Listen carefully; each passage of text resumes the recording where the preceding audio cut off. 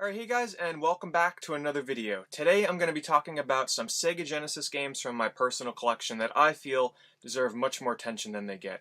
I decided to concentrate on some platformers that I picked out that are exclusive to the Genesis, and I feel that they need much more recognition than they already get.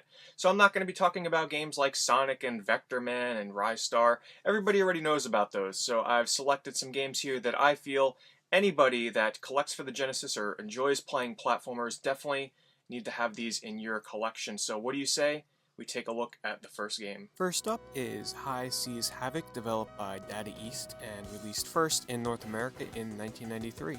Now, I do know exactly what you're thinking. This game does bear a striking resemblance to a certain Sega series, and should I say, Sega mascot. Let's get it out of the way. High Seas Havoc is a Sonic the Hedgehog ripoff, dare I say, but a ripoff in a good way. You can't really fault Data East for, copying off of one of the most defining platformers of the 90s. And they took a lot of visual cues, that is for sure, especially in level designs and character animations. But High Seas Havoc as itself, no comparisons to Sonic the Hedgehog, is actually a really enjoyable platformer. To start, it has some really colorful graphics. This game is very bright and cheery. And control-wise, it controls like a charm. It's very sharp, you're going to make a lot of the jumps, which is very important in any platformer. The game moves and flows very well, and especially in some of the later levels, you're going to need some really pinpoint platforming, and this game definitely has that. Gameplay is kept fairly basic, with 7 different themed levels, 5 of which feature 2 acts each. And you can jump on enemies' heads just like any other platformer to dispatch of them, as well as a simple swipe or spin attack that you can do in the air to dispatch some of the more tricky aerial enemies that you encounter in the game. One thing that I definitely do not want to understate about High Seas Havoc is that it features one of the absolute most catchiest soundtracks in any platformer that I've played, and I'm not kidding. Many of the tracks will stick with you for days to come, and luckily the game is not all about its music, it has the gameplay to back it up, so if you're looking for a very well-rounded platformer, definitely check out High Seas Havoc. Next is McDonald's Treasureland Adventure, and this is either going to be a big shock for those of you who have never heard of this game or completely passed it up thinking it's just another kid's game, or because it's, based on McDonald's, it can't be any good. Or for those of you that have actually played it, this will come as no surprise that it's in this video. And that's because this is actually a phenomenal platforming game that if you've never played it, go get this game right now and experience one of the best games that you've probably never played on the Sega Genesis. I know it's a bold statement, but I have to say when I first played this game, I was taken by surprise. First of all, this game was developed by Treasure.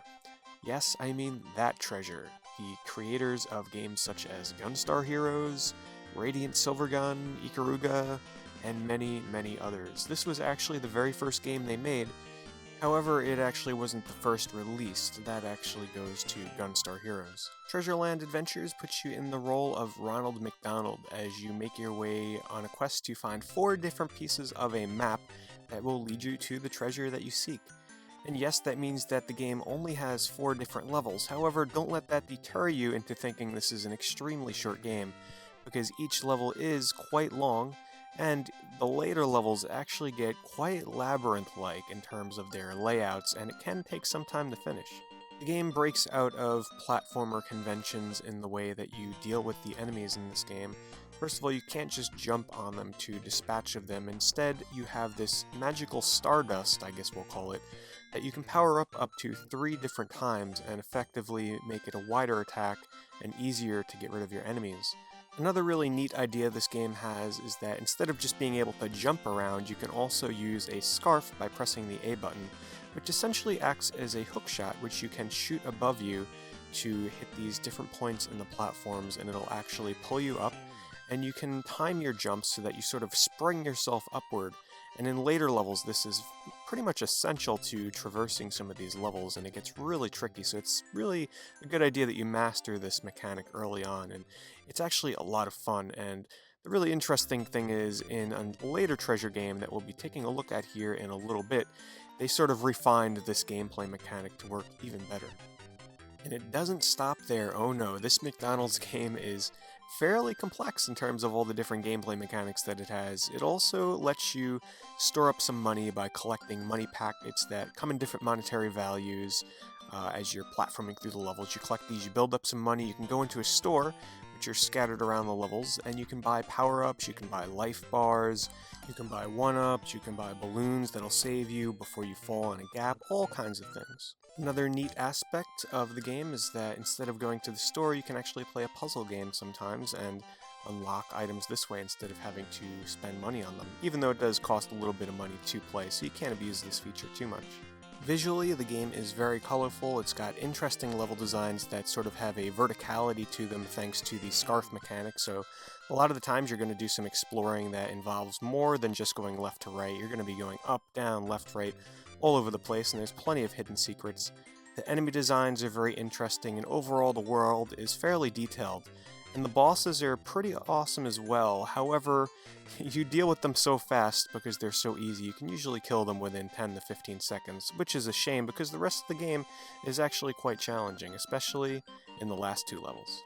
McDonald's Treasureland Adventure is the perfect example of the video game equivalent of don't judge a book by its cover, because beyond the McDonald's appeal of this game, it's actually an incredibly solid platformer that is a must-play for fans of the genre.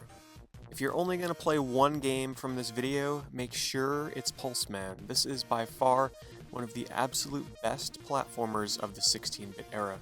Had I actually been able to play this game when it came out, my mind would have been blown as a kid, and anything else that I would have played afterwards would have had to have lived up to the standard that this game sets in all departments: audio, visual, gameplay.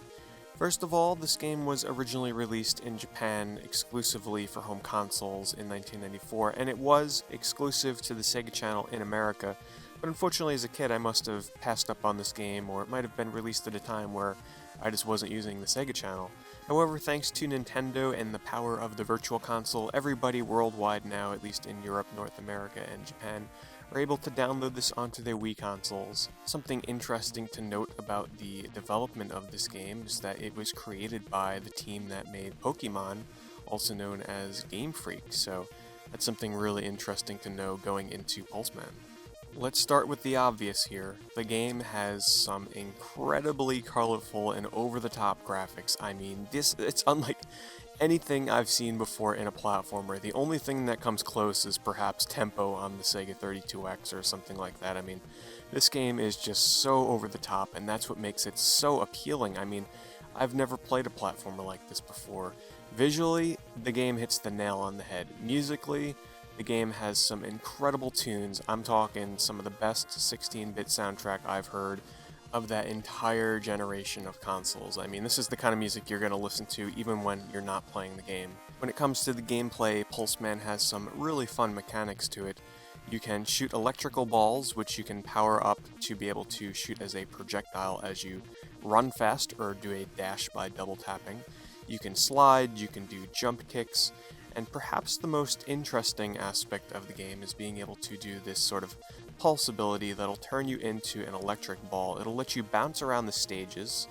A lot of the level designs, especially the later ones, will have these electrical current wires that you can travel along, and by turning into a pulse ball and hitting into them, you can travel along them just like in electrical currents, and you can switch between them, and this is the way that you quickly get around some of the level designs. And later on they have some really fun and interesting ways to sort of, test your platforming skills with this mechanic, because in a way, at first, it seems like it's holding your hand, but you'll soon discover that the game has a lot more to it than just that. It introduces water, so that when you pass through the water, you lose your electric powers, and overall, it's just a lot of fun to play, and just the right amount of challenge as well. If there's one thing this game is certainly not missing, it's hidden passageways and hidden items that will give you one-ups and health boosts. There's always hidden passages to look around and find in the game that makes exploration and looking around the game's beautiful levels all the more fun. The only thing holding Pulseman back from 16-bit platforming perfection is the fact that there is a copious amount of slowdown throughout the game, and when you look past the game's striking visual appeal, the level designs at times can be fairly basic. But if you can look beyond that and take the game for what it is, it's a fantastic platformer that you must play. I can't stress that enough, guys. Definitely check out Pulseman. Next, we're taking a look at Dynamite Headdy, another game developed by Treasure and released in 1994 for all regions. Now, this is probably the most well-known platformer that is in this video, however, I still feel that it deserves much more attention than it already gets. Going into this game, you should abandon all your original perceptions about what a 16-bit platformer usually is. Because when you think of one, you typically think of some fairly straightforward levels, boss at the end, not much story behind the introduction sequences. No. Dynamite Headdy takes all that and flips it on its head. It actually makes a platformer that really stands out. First of all, you play as Headdy, who is in a puppet town, and it's invaded by this king, dark demon. And you have to save Puppet Town from having all the toys being turned into evil puppets.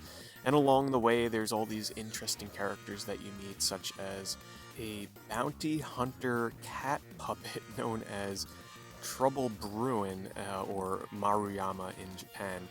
And he follows you through your adventure, constantly peeking in from behind the set pieces and coming out to usually fuse with some boss to try and defeat you. It's such an interesting concept that this game tries to, just like the setting of it, create sort of a stage and a play and a story that really stays with you throughout the game. It's not so much just, okay, here's the story in the opening cutscene, and then, okay, here's the ending. The game has a story that plays out through the gameplay, and it's interesting level designs that are much more than just, okay, get from A to B and defeat the boss.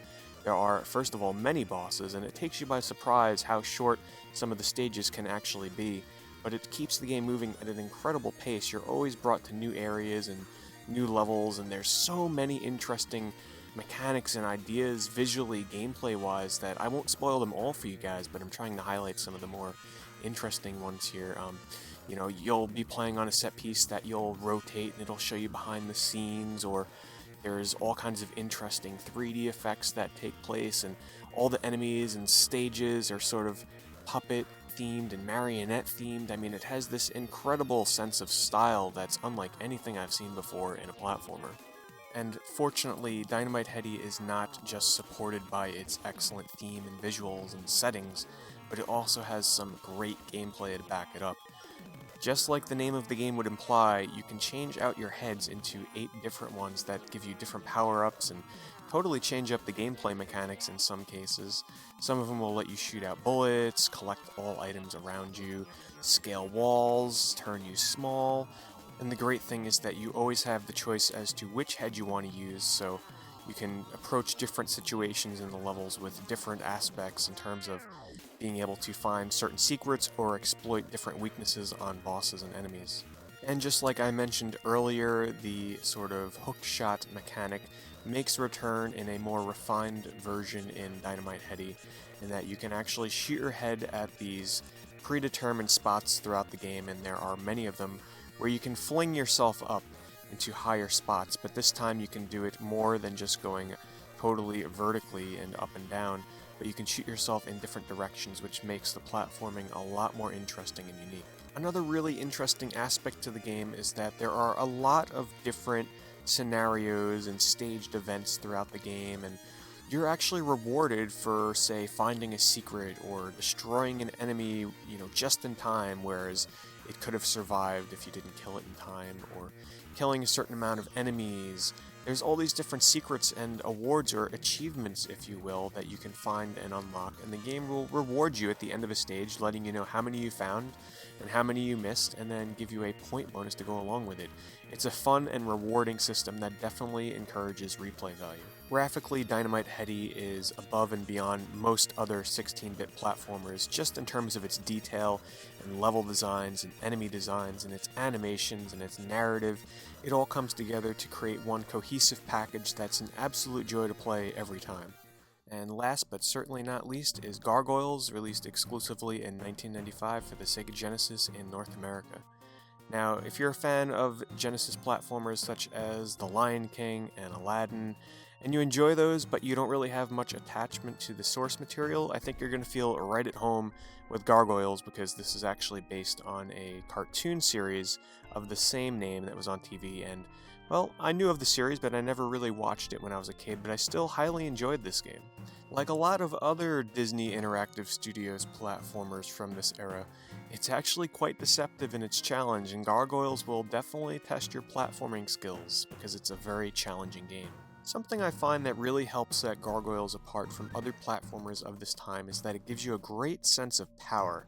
And it does this by giving you the ability to crash through walls and floors by dashing through them or dive bombing them, and it feels really awesome when you charge through a brick wall and it crumbles around you and you find a secret path, or if you dive bomb this skylight that's in a 10-story building and you go crashing through all the floors to reach the bottom. And luckily, to go along with all of these awesome maneuvers that the game lets you do, it has some amazing animation for Goliath, the main character that you play as. So as you go jumping and double jumping, your wings will span out and let you glide around, and you can climb on walls and actually climb upside down just like Spider-Man would.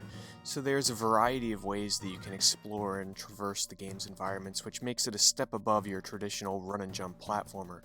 And it's a good thing because the combat is actually probably the weakest point. It boils down to basic slashes, which don't always connect the way you hope, and there's a grapple move, which is usually a one-hit kill, but that also doesn't always work as intended. But the platforming and the other mechanics definitely make up for it. Many of the game's levels have a non-linear design to them because sometimes you might have to take an alternate route to find a switch that will let you proceed, or if you want to go searching for some hidden one-ups and such. It's never really clear as to exactly where you have to go sometimes, and it does make exploring the levels fun. And they are varied in their design and their look, and they're definitely not the best that you can find on the Sega Genesis, but they definitely do their job. Unfortunately, unlike the other games on this list, Gargoyles has terrible music. It's uninspired, it comes out flat sounding, it's not catchy at all. It actually detracts from the game, to be quite honest, because it's just that bad. But if you can look past the bad soundtrack, there's actually quite a bit of fun to be had with Gargoyles. Some of the boss designs are clever and fun, and definitely challenging. I mean, the game as a whole is challenging. This is the kind of game where you might actually want to put it on the easiest difficulty just so that you can try and see it through to the end, because it has some sometimes frustrating sections in later levels, especially with the platforming. But if you can get used to it and you're up for a challenge, I think Gargoyles is definitely worth a look, because it's probably a game that most people passed up on thinking it's just some other licensed game that wasn't that good. But in actuality, it's actually a pretty decent platformer. Does it compare to some of the others on this list? No, but it's definitely a game that's worth checking out. Anyway guys, that concludes my Hidden Gems of Sega Genesis Platformers video. If you enjoyed it, definitely leave a comment below, let me know some of your favorite platformers. And if you enjoyed the video and want to see some more videos like this in the future of Hidden Gems on the Genesis or on other systems, leave a comment below, let me know, and leave me a thumbs up to let me know that you enjoyed the content, and I always appreciate that. As always guys, thanks for watching.